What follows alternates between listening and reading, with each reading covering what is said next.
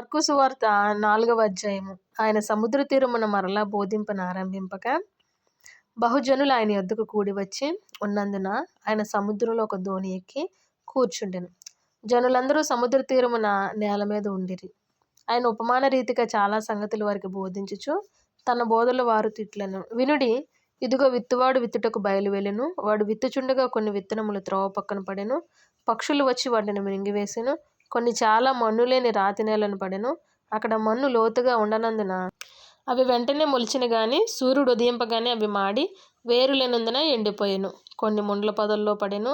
ముండ్ల పొదలు ఎదిగి వాటిని అణచివేసెను గనుక అవి ఫలింపలేదు. కొన్ని మంచి నేలను పడెను. అవి మొలిచి పెరిగి పైరై 30 60 100 ఫలించెను. వినుటకు చెవులు గలవాడు వినుగాక అని చెప్పెను.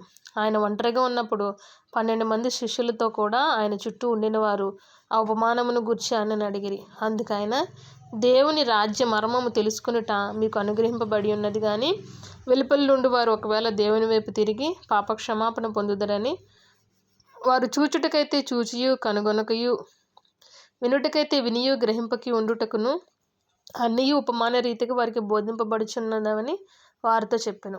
మరియు ఈ ఉపమానము మీకు తెలియలేదా? అలాగైతే ఉపమానములన్నీ మీకు ఎలాగూ తెలియనెను. విత్తువాడు వాక్యం విత్తుచున్నాడు. త్రోవ పక్కన ఉండువారు ఎవరనగా వాక్యము వారిలో విత్తబడును గాని వారు వినిన వెంటనే సాతాను వచ్చి వారిలో విత్తబడిన వాక్యము ఎత్తుకుని పోవును.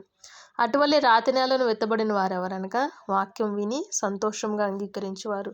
అయితే వారిలో వేరు లేనందున కొంతకాలము వారు నిలుతురు గాని వాక్యము నిమిత్తము శ్రమైనను హింసైనను కలుగగానే వారు అభ్యంతరపడుదురు. ఇతరులు ముండ్ల పొదల్లో విత్తబడిన వారు.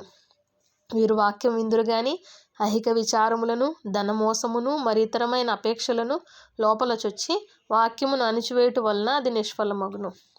మంచి నేలను విత్తబడిన వారెవరనగా వాక్యము విని దానిని అంగీకరించి 30 60 100 ఫలించువారని చెప్పెను. మరియు ఆయన వారితో ఇట్లనెను. దీపము దీపస్తంభం మీద ఉంచబడుటకే గాని కొంచెము కిందనైనను మంచము కిందనైనా ఉంచబడుటకు తేబడదు కదా. రహస్యమైనది ఏదైనా తేటపరచబడకపోదు. బయలుపరచబడుటకే గాని ఏదీ మరుగు చేయబడలేదు. వినుటకు చెవులు ఎవనికైనాను ఉండిన ఎడల వాడు వినుగాక నేను. మరియు ఆయన, మీరేమి వినుచున్నారో జాగ్రత్తగా చూచుకునుడి. మీరెట్టి కొలతతో కొలుతురో మీకును అట్టి కొలతతోనే కొలవబడును. మరి ఎక్కువగా మీకు ఇయ్యబడును. కలిగిన వానికి ఇయ్యబడును, లేని వానికి కలిగినది వాని యొద్ద నుండి తీసివేయబడునని వారితో చెప్పెను. మరియు ఆయన, ఒక మనుషుడు భూమిలో విత్తనములు చల్లి రాత్రింపగళ్ళు నిద్రపోవచ్చు వెలుకొనుచు నుండగా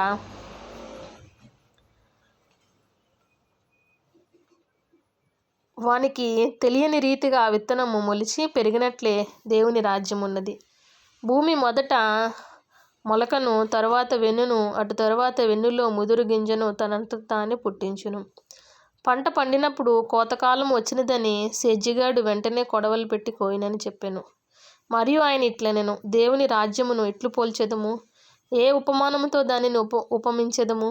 అది ఆవగింజను పోలి ఉన్నది. ఆవగింజ భూమిలో విత్తబడినప్పుడు భూమి మీదనున్న విత్తనములన్నిటికంటే చిన్నదే గాని విత్తబడిన తరువాత అది మొలిచి ఎదిగి కూర మొక్కలన్నిటికంటే పెద్దదై గొప్ప కొమ్మలు వేయును గనుక ఆకాశ పక్షులు దాని నీడను నివసింపగలవనెను.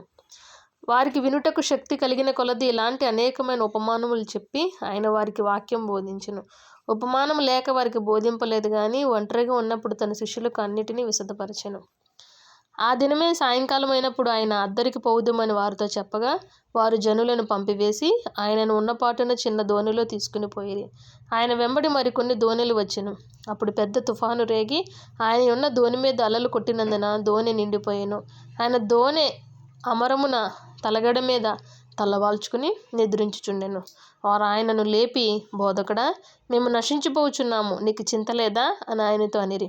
అందుకైన లేచి గాలిని గద్దించి నిశ్శబ్దమై ఊరకుండమని సముద్రంతో చెప్పగా గాలి అణిగి మిక్కిలి నిమ్మలమాయెను. అప్పుడైనా, మీరెందుకు భయపడుచున్నారు? మీరింకనూ నమ్మిక లేక ఉన్నారా అని వారితో చెప్పెను.